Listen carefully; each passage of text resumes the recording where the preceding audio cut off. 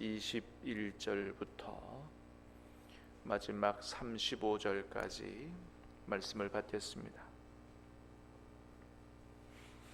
마태복음 18장 21절부터입니다. 마지막 35절까지 말씀을 받겠습니다. 그때에 베드로가 나와 이르되 주여, 형제가 내게 죄를 범하면 몇 번이나 용서하여 주리이까? 7번까지 하오리까?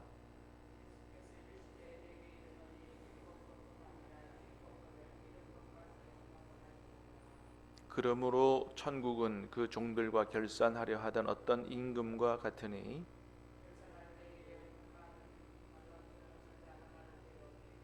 갚을 것이 없는지라 주인이 명하여 그 몸과 아내와 자식들과 모든 소유를 다 팔아 갚게 하라 하니,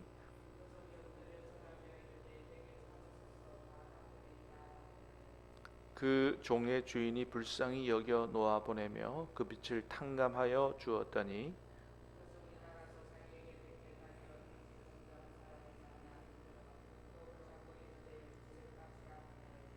그 동료가 엎드려 간구하여 이르되 나에게 참아 주소서, 갚으리이다 하되,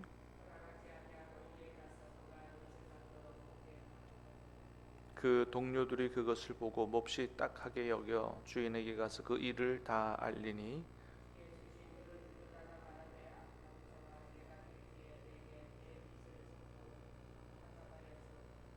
내가 너를 불쌍히 여김과 같이 너도 내 동료를 불쌍히 여김이 마땅하지 아니하냐 하고,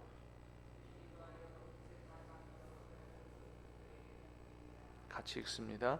너희가 각각 마음으로부터 형제를 용서하지 아니하면 나의 하늘 아버지께서도 너희에게 이와 같이 하시리라. 아멘. 자, 오늘 말씀은 어제 말씀에 이어서 계속해서 교회 공동체 안에서 믿음의 형제들 간의 용서에 대해서 가르쳐 주시는 말씀이죠. 자, 먼저 베드로가 주님께 나와서 이렇게 질문합니다. 21절 말씀 같이 보겠습니다. 시작. 그때에 베드로가 나와 이르되 주의 형제가 내게 죄를 범하면 몇 번이나 용서하여 주리이까? 7번까지 하오리까? 자, 그때에 그랬습니다. 그때에, 자, 이 말은 어제 말씀 예수님께서 형제가 죄를 범한 걸 보거든 먼저는 혼자 가서 그 형제와 이야기하고 권면하고 회개하도록 도와주고, 말 안 들으면 두세 사람 더 데려가서 그렇게 하고, 그래도 말을 안 들으면 교회에 말하고, 교회의 말도 듣지 않거든 이방인과 세리같이 여기라. 그러니까 누가 형제가 범죄한 것을 보면 그냥 못 본 채 하는 게 이게 능사가 아니다. 그게 하나님의 뜻이 아니라는 거죠. 죄를 범한 걸 보면 어떻게 해요? 야, 누가 뭐 했대, 그리고 막 뒤에서 동네방네 소문내고, 그렇게 절대 하면 안 되고, 그건 오히려 또 형제의 죄를 들춰내고 퍼뜨리는 또 다른 죄를 짓는 것이 안 되는 거고, 다른 사람에게 알리지 말고, 중요한 것은 그 형제가 회개하고 바로 서는 게 중요하니 그런 마음을 가지고 혼자 가서 권면하라. 말을 안 들으면 어떻게 해요?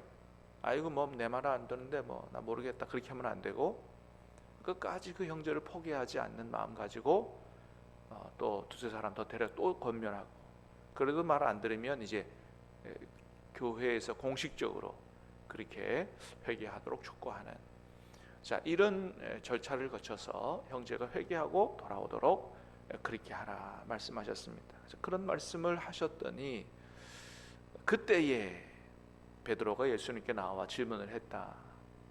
그러니까 어제 말씀과 연관이 되어 있는 말씀이다 라는 것을 생각할 수 있습니다. 자, 그때 예수님께서 뭐라고 대답하세요? 7번뿐 아니라 몇 번이요?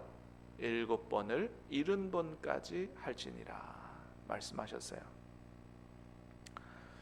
자, 이 말씀을 하시는 이유는, 자, 금방도 말씀드렸던 것처럼 베드로가 7번까지 하리가라고 하는 것의 대답도 될 뿐만 아니고 어제 들으셨던 말씀 3번 가서 안 되면 교회 말도 듣지 않거든 이방인처럼 여겨라. 이 말씀과도 연관되는 그런 말씀인 거죠.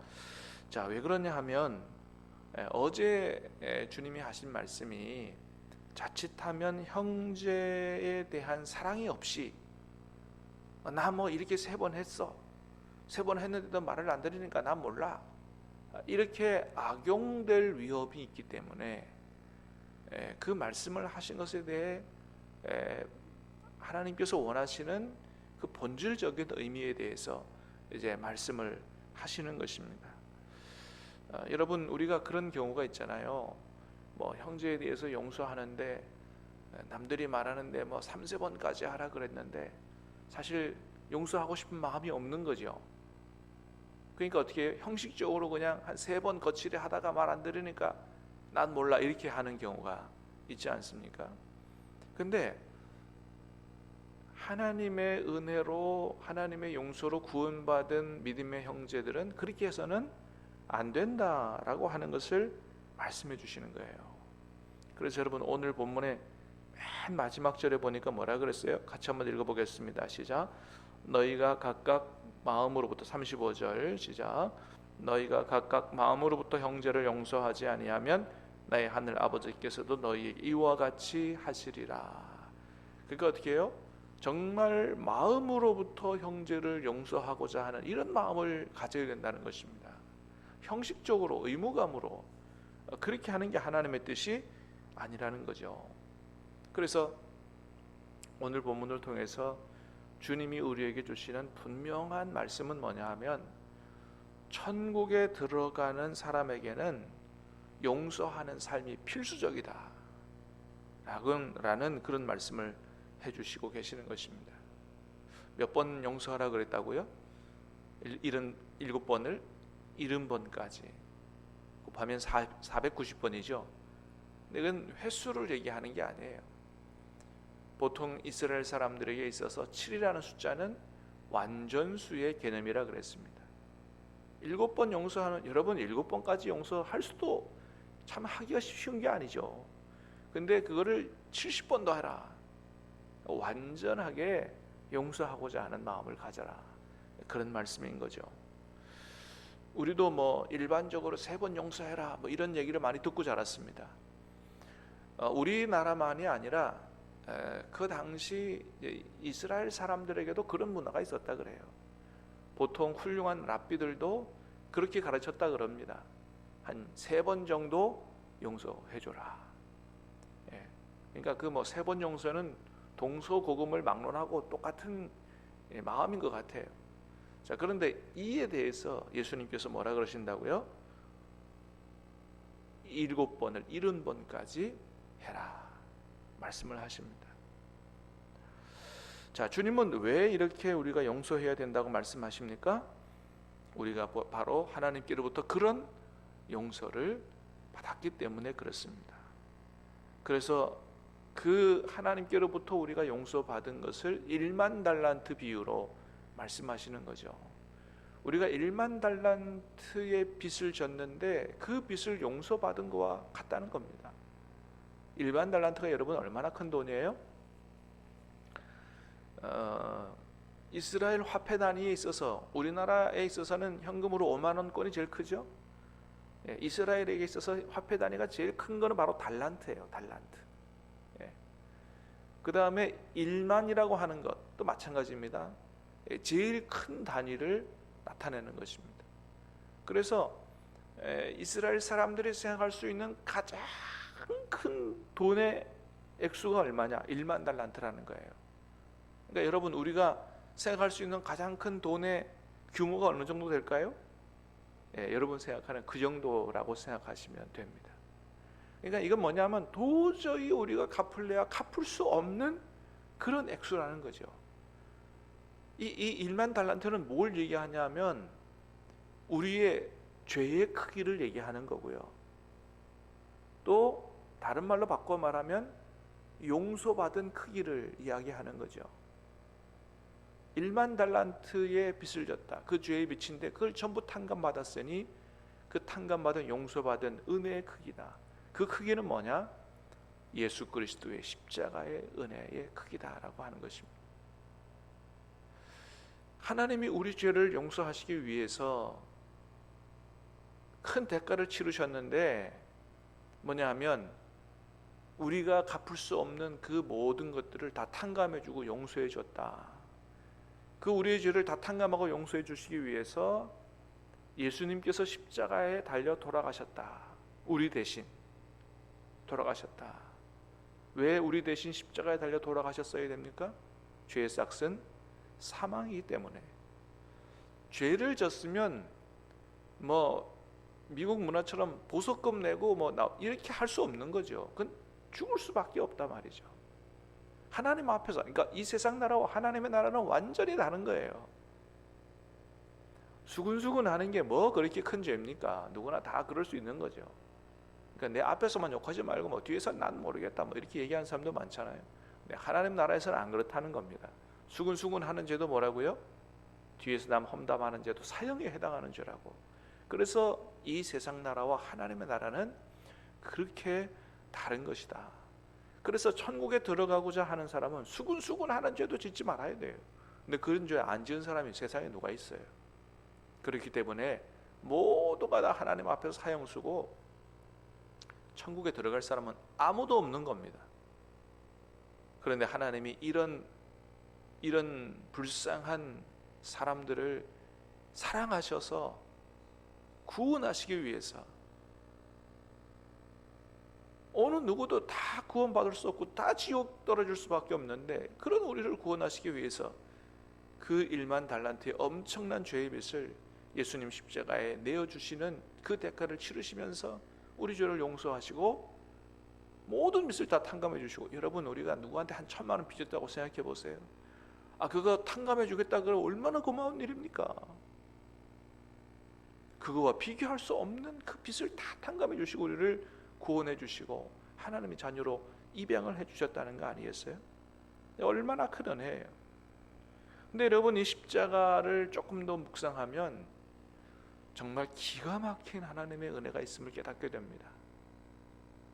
여러분 십자가에서 죽는다는 것은 뭘 의미하냐 하면 하나님의 저주를 받아서 죽었다라는 것을 의미하는 거예요. 여러분 신명기 21장 23절에 보면 이런 말씀이 있어요. 자, 하나님이 십자가에 누가 달려 죽으면 그런 말씀하셨어요. 그 나무 위에 시체를 밤새도록 두지 말고 그날에 내려서 장사해라. 그래서 내가 너희들에게 주는 그 땅을 더럽히지 마라. 왜?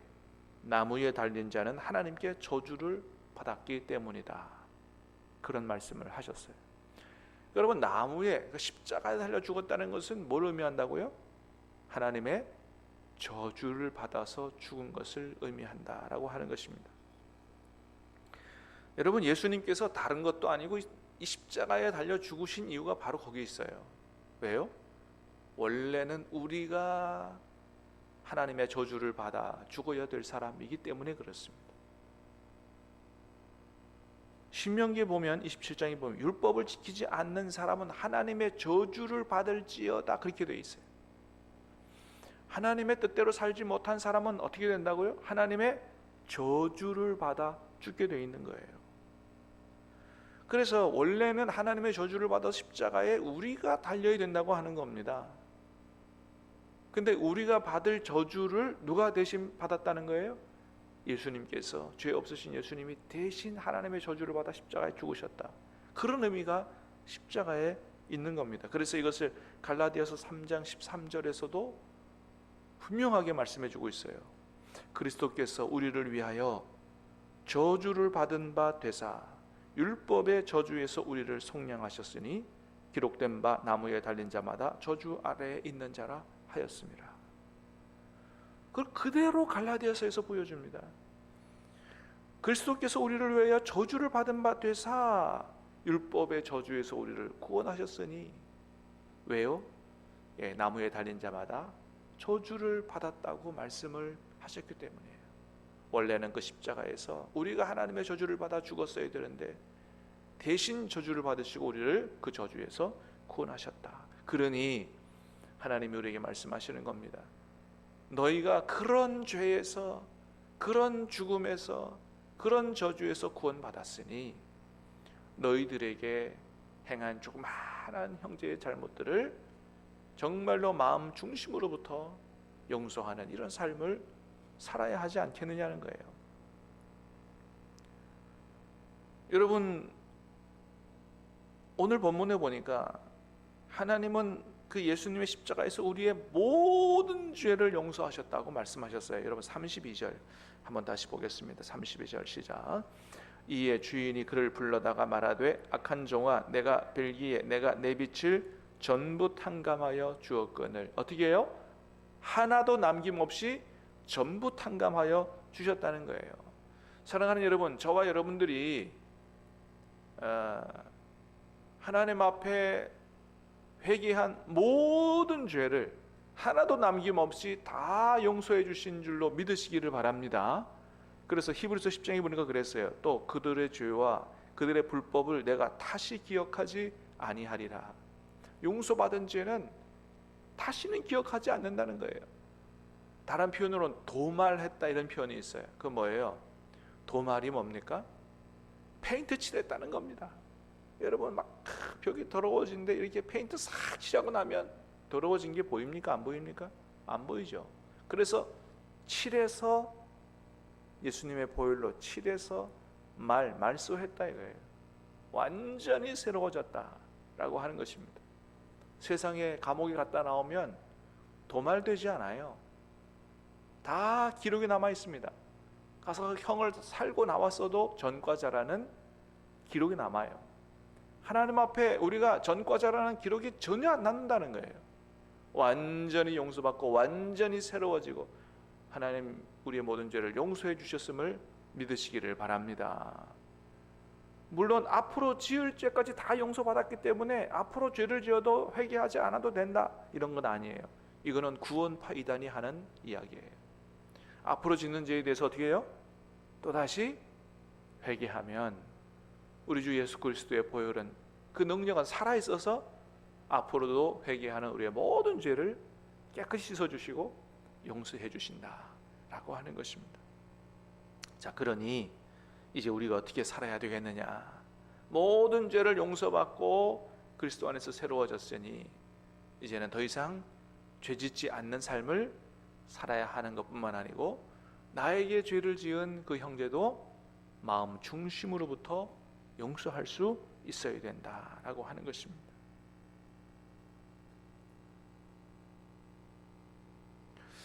자, 예수님 그러셨어요.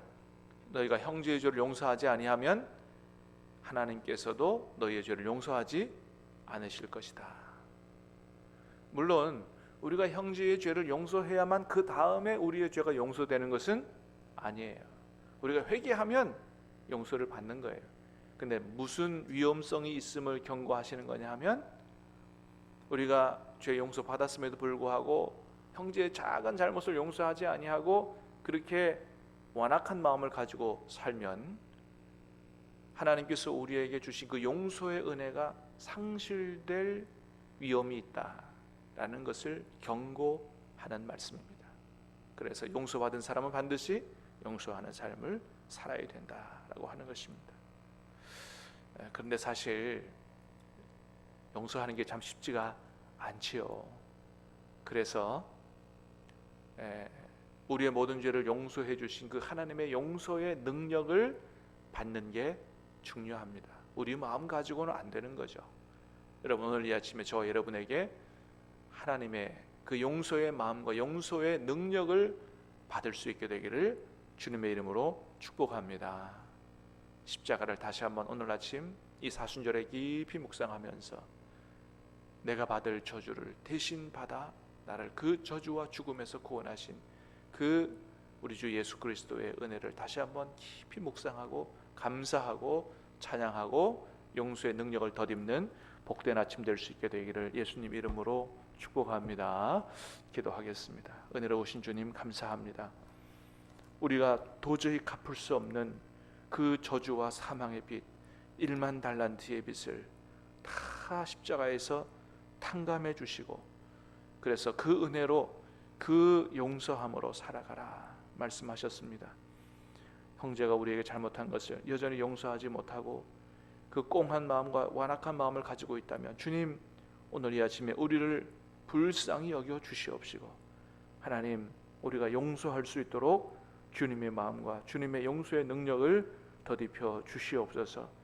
정말 마음으로부터 형제를 용서하지 아니하면 나도 너희를 용서하지 않겠다는 말씀을 가슴에 새기고, 하나님 앞에 모든 문제를 내어놓고 기도할 때 우리의 마음이 변화되게 도와주시고 넉넉히 용서하고 형제와의 갈라진 그런 관계를 회복하여 참으로 하나님 기뻐하시는 삶을 살아갈 수 있도록 주님 도와 주시옵소서. 예수님 이름으로 기도하옵나이다. 아멘.